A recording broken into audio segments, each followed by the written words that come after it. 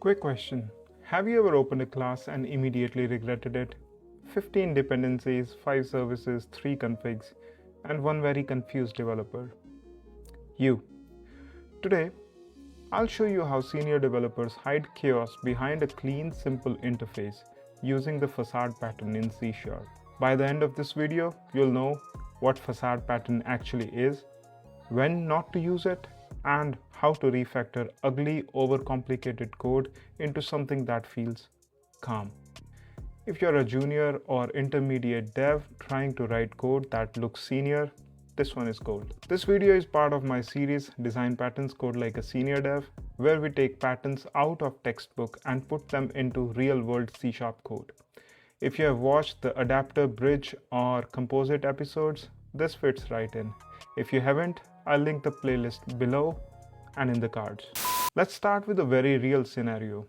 Imagine you're building an online shopping app. To place an order, you need to check inventory, charge the payment, generate an invoice, and send a confirmation email.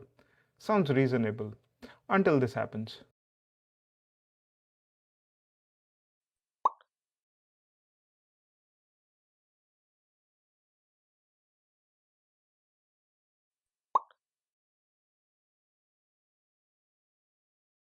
Now, be honest. If I asked you to place an order from 5 different places in the app, are you copy-pasting this logic? Yeah, we've all done that. This is where the facade pattern walks in and says, relax, I got this. The facade pattern gives you one simple entry point to a complex system. It doesn't remove complexity, it hides it. Think of it like a restaurant waiter. You don't walk into the kitchen and talk to the chef, the dishwasher, the cashier. You talk to just one person. That is a facade. Let's refactor the earlier shown code like a senior dev. So here's what we do. We extract all these dependencies into a facade class and this logic into a method, and we call that method placeorder. This is how I did it.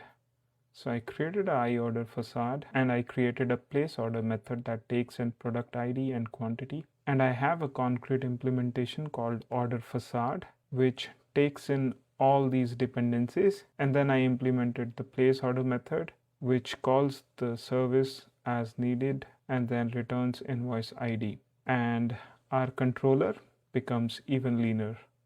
So now, rather than having these 4 or more dependencies, we now just have 2. One is iLogger and another one is iOrder facade, the class that we just created. So now all the logic that was convoluted before is just this line, var invoice ID equals await order facade dot placeorder, and you pass in the product ID and quantity from the request. And once that is done, you just return it to the client. That's how easy it is. Notice something important? The complexity didn't disappear. It just moved behind a complete new and a clean API. That's it. One method, one responsibility, and 0 stress. Now wait, you might be thinking, isn't it just another service class? And that's a great question. Here's the difference. A service does one thing and one thing well. A facade coordinates multiple services. It simplifies the usage and it protects your app from ripple effects when internals change. Change your payment provider, only the facade changes. Your controllers, completely unaffected. Quick warning, don't use facade if your system is already simple, you're just adding another useless layer, you're hiding bad design instead of fixing it.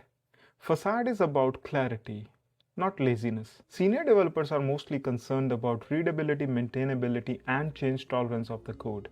The facade pattern hits all 3. That's why you see it everywhere. APIs, SDKs, frameworks, everywhere. To sum it up, today we learned about what the facade pattern is, how it hides complexity, how to use it and when not to, and how to implement it cleanly in C#. If you're enjoying this series, make sure to check out the full playlist. Next up, we'll tackle patterns that reduce conditionals, simplify workflows, and make the code reviews way more pleasant. Like, subscribe, and comment which pattern confused you the most. I'll see you in the next one.